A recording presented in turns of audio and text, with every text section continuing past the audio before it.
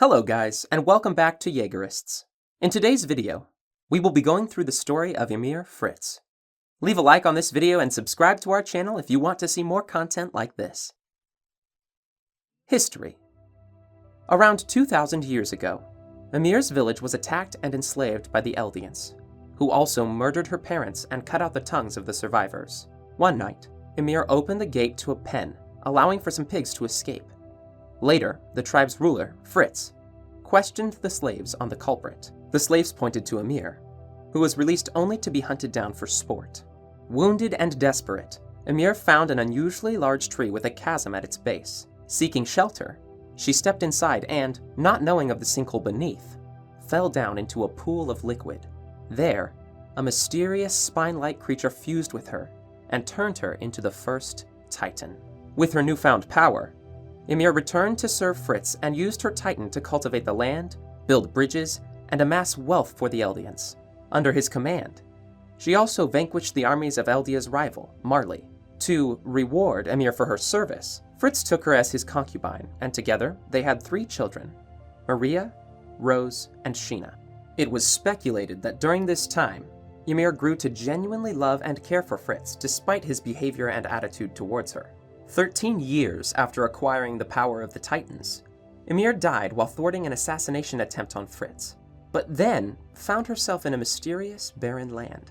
King Fritz then forced his daughters to eat their mother's corpse in an attempt to preserve the power of the Titans. He commanded his daughters to continuously reproduce, to have their children eat their spines upon their deaths, and perpetuate this ritual from child to child so that Ymir's blood would not die out, and Eldia could rule forever with its Titans.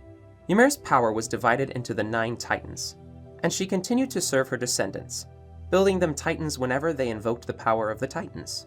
By the Eldians, Ymir's existence is hailed as a god-given miracle.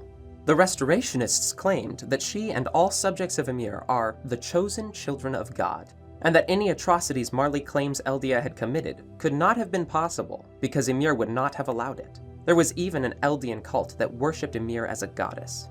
On the other hand, the Marleyans believe she received her powers from a deal with the devil of all Earth, and used this to ostracize the Eldians. There are also those who believe that Ymir contacted the source of all living matter to gain her power. This theory is relatively unheard of, as Grisha Jaeger was unaware of it until Aaron Kruger told him. Many centuries later, Frida Reiss would visit her half-sister Historia Reiss on the farm where she was raised. During some of her visits, Frida told Historia the story of Ymir's deal with the devil. However, in the book she showed her, Ymir is named Krista. Frida advised Historia that she must be ladylike, as Krista was. She spoke of Krista as being an altruistic girl, and urged Historia to be loving and beloved like her when she is grown. However, Historia did not remember these visits since Frida used the Founding Titan's power to erase her memories after every visit. Historia would only recall vague images of Krista in the years to come. War for Paradis arc. While on the verge of death from Levi's thunder spear, Zeke Yeager would awaken in an unknown land to discover Ymir re-sculpting his damaged body with the earth. During the assault on Shiganshina, Zeke and his younger half-brother Aaron Yeager are able to make contact with each other and activate the Founder before awakening in the paths. As Ymir approaches, Aaron notices her presence. Zeke explains that she is in fact the Founder herself. He then asks Aaron to go ahead with the euthanasia plan. Aaron refuses and demands that Ymir lend him her strength, but his pleas are ignored. Zeke subsequently reveals he has nullified the vow to renounce war through Ymir, who obeys only the royal family, her descendants. She promptly restrains Aaron with her chains.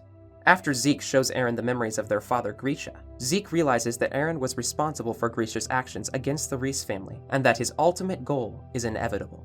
In a panic, Zeke orders Ymir to sterilize the subjects of Ymir, and Ymir approaches the coordinate of converging paths to fulfill Zeke's will. Aaron manages to break free from his chains and reach Ymir before Zeke. True to the Attack Titan's yearning for freedom, he embraces her and begs that she give him her power so that he can end this world. He assures her that he is not going to force her hand, recognizing that she is neither a slave nor a god, but a human being with free will. Aaron presents her with 2 options: to wander the paths forever, or help him with his plan. As Zeke desperately tries to stop them, Aaron asks Ymir if she was the one who called him to the coordinate, musing that she has been waiting 2,000 years for him to arrive. Ymir begins crying. Back in Shiganshina, Aaron's head reconnects with his body. As everyone looks on in shock, The wall crumbles, releasing a horde of Colossus Titans as Eren forms a new Titan body. As Eren converses with his friends in the paths, Ymir emerges next to Eren in the coordinate, symbolizing their cooperation. As the warrior unit, along with members of Survey Corps, engage numerous Titans on top of the founding Titan in an attempt to reach Eren at Fort Salta, Ymir appears and is briefly seen by Armin Arlert, who speculates she is the one summoning the previous incarnations of the 9 Titans. After Mikasa Ackerman swoops into the mouth of Eren's Titan, Ymir is shown to be standing in the mouth, smiling as she watches Mikasa kiss Eren farewell after killing him. Immediately afterward, Ymir relinquishes the power of the Titans from the world. Watching Mikasa kill the one she loves was enough to release Ymir from the love she had for Fritz, who only wanted to exploit her power. Abilities. Ymir was the very first Titan and the only one to ever possess the complete power of the Titans. All who come after her merely possess fragments of her power. Her Titan body was immense, even by Titan standards, and easily towered above the tree line. Using her immense strength, she effortlessly wiped out Marley's forces. She was also very skilled at controlling her Titan, as she performed complex tasks such as building bridges across mountains and cultivating the fields. It is said that nobody can surpass Ymir, and that because Ymir died 13 years after awakening her powers, no one is allowed to live beyond that. This phenomenon is known as the Curse of Ymir. After Ymir's death, her spirit lived on in a world where the coordinate resides. She is responsible for all Titan transformations throughout history. Whenever the power of the Titans is invoked, she builds the Titan bodies out of the otherworldly sand. She is also responsible for regeneration and re-sculpted Zeke's body after he was blown up. It reportedly takes Ymir a very long time to create these bodies. Zeke says it took her years to build him a single human body. But because the world in which she lives transcends time, the process was almost an instant in the physical world. According to Zeke, Ymir can create anything, even chains that represent the vow of renouncing war. Ymir is also the source of the founding Titan's power. From controlling other Titans to creating the Wall Titans to altering the bodies of the subjects of Ymir, all of the founding Titan's feats are done by Ymir after she is given the order, either by a scream or in person through the world where Ymir resides. However, because Ymir was Fritz's slave, she only listens to the commands of the royal family. Thus, only the royal family can use the Founder's power.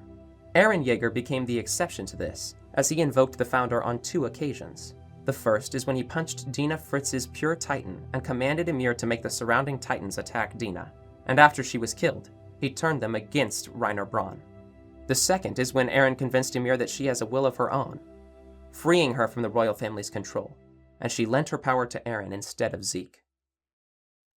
Thank you guys so much for watching this video. It really means a lot to us. We will see you guys very soon in one of our next videos.